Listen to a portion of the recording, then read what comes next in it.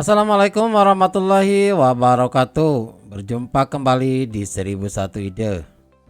Pada video kali ini kita akan membahas kunci jawaban ilmu pengetahuan alam dan sosial atau IPAS untuk kelas 5 halaman 161 sampai 169. Halaman ini termasuk ke dalam bab 6 yaitu Indonesiaku Kaya Raya. Yang akan kita bahas adalah kurikulum Merdeka 2022. Silakan buka bukunya dan perhatikan pada halaman 162. Namun sebelum lanjut pada video pembahasan, jangan lupa untuk subscribe agar channel ini bisa berkembang dengan lebih baik dan aktifkan tombol notifikasinya agar mendapatkan informasi terbaru dari channel ini. Pada halaman 162, topik A, bagaimana bentuk Indonesiaku? Ada pertanyaan esensial. Yang pertama, apa fungsi peta? Maka jawabannya adalah seperti ini. Jadi fungsi peta itu ada 7 macam. Jadi silakan perhatikan untuk masing-masingnya.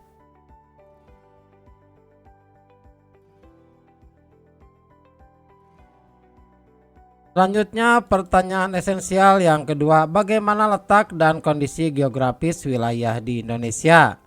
Maka jawabannya adalah secara geografis letak Indonesia berada di sebelah tenggara benua Asia di antara dua benua yaitu benua Asia dan benua Australia. Di antara dua samudra yaitu Samudra Hindia dan Samudra Pasifik. Nomor 3, apa sajakah pengaruh letak geografis Indonesia terhadap kehidupan sosial masyarakat? Maka jawabannya adalah seperti ini.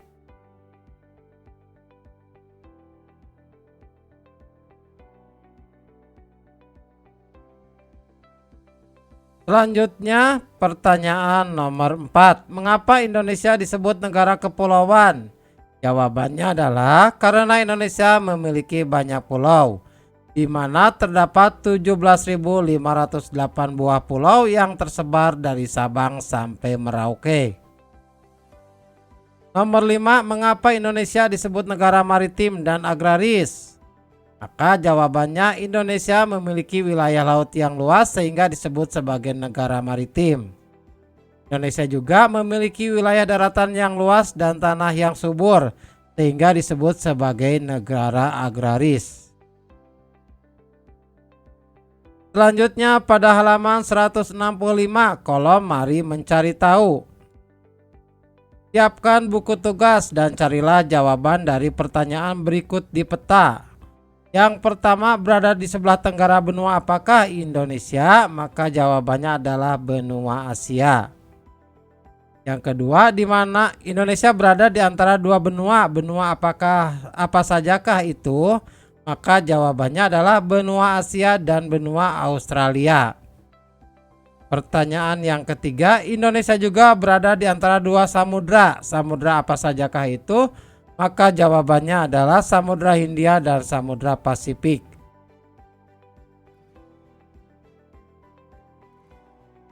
Selanjutnya nomor 4, berbatasan dengan apakah Indonesia di bagian barat? Maka jawabannya adalah Samudra Hindia.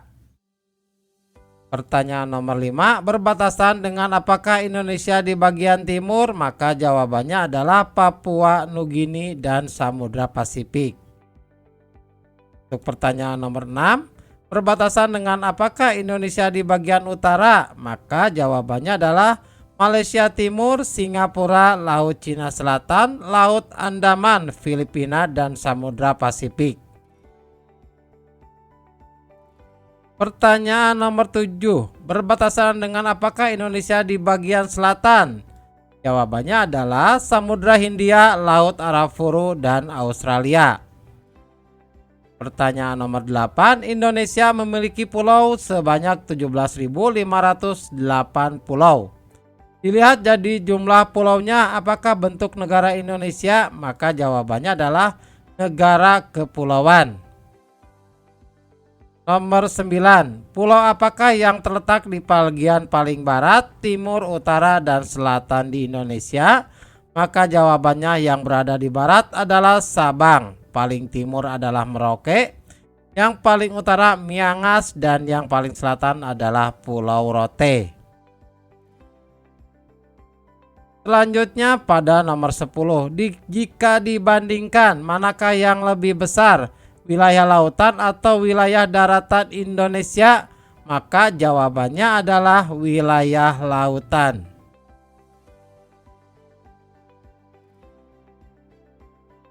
Selanjutnya pada halaman 167 pada bagian lakukan bersama.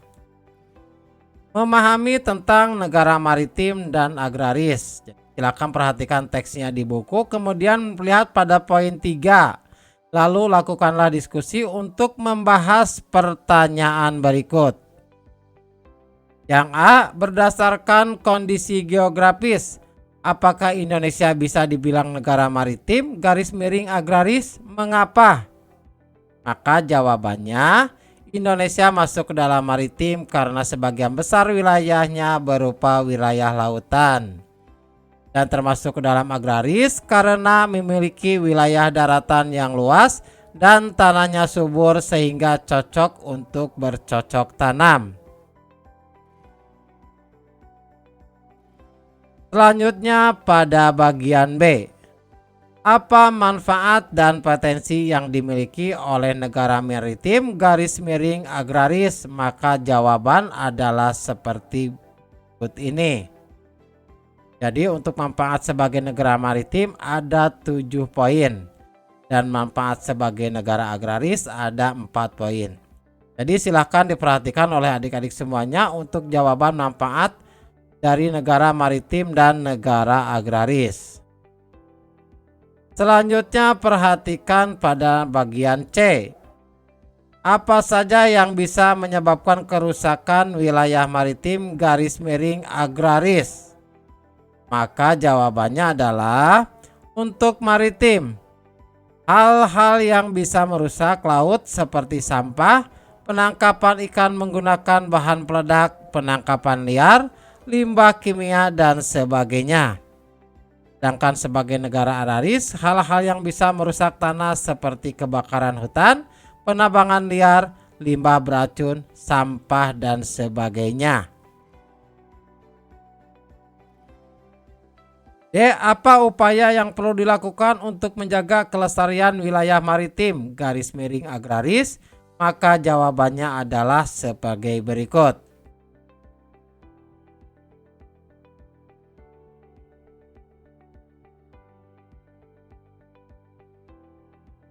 Selanjutnya pada halaman 167 pada bagian mari refleksikan. Yang pertama, apa informasi yang bisa kalian dapatkan dari peta? Maka jawabannya adalah lokasi dan luas suatu tempat, penampakan alam di permukaan bumi, arah dan jarak dari berbagai tempat, area di sekitarnya. Yang kedua, berdasarkan apa yang sudah kalian dapatkan? Menurut kalian apa kelebihan yang dimiliki negara Indonesia? Maka jawabannya adalah seperti ini. Jadi ada 5 poin yang dimiliki oleh Indonesia dan ini adalah kelebihannya. Selanjutnya soal nomor 3. Sebagai negara maritim, apa potensi yang menurut kalian bisa dikembangkan di Indonesia? Maka jawabannya adalah potensi makanan laut, energi alternatif, tempat wisata, garam, dan sumber daya lepas pantai. Yang keempat, sebagai negara agraris, apa potensi yang menurut kalian bisa dikembangkan di Indonesia? Jawabannya adalah potensi dalam bidang pertanian, perkebunan, perhutanan, dan peternakan. Soal nomor 5. Bagaimana dengan tempat tinggal kalian? Apakah termasuk daerah maritim atau agraris? Mengapa? Maka jawaban setiap siswa akan berbeda tergantung wilayah tempat tinggalnya. Misal, agraris karena di daerah tempat tinggalku banyak sawah dan ladang yang dimanfaatkan masyarakat. Atau bisa juga maritim karena aku tinggal di daerah dekat pantai. Selanjutnya pada halaman 169 memilih tantangan. Menggambar peta. Setelah mempelajari peta, bagaimana kalau kalian mencoba berlatih menggambar peta? Kalian bisa mencoba membuat peta tematik, artinya peta yang menggambarkan informasi dengan tema tertentu garis miring khusus. Contohnya peta persebaran gunung, gunung berapi, sungai, danau, dan masih banyak lagi. Jadi ini adalah contoh peta tematik, yaitu peta persebaran gunung berapi di Indonesia. Perhatikan segitiga yang berwarna merah itu adalah gunung berapi. Demikianlah video pembahasan IPAS halaman 161 sampai 169. Semoga video-video kami selalu bermanfaat dan menambah pengetahuan semuanya. Assalamualaikum warahmatullahi wabarakatuh.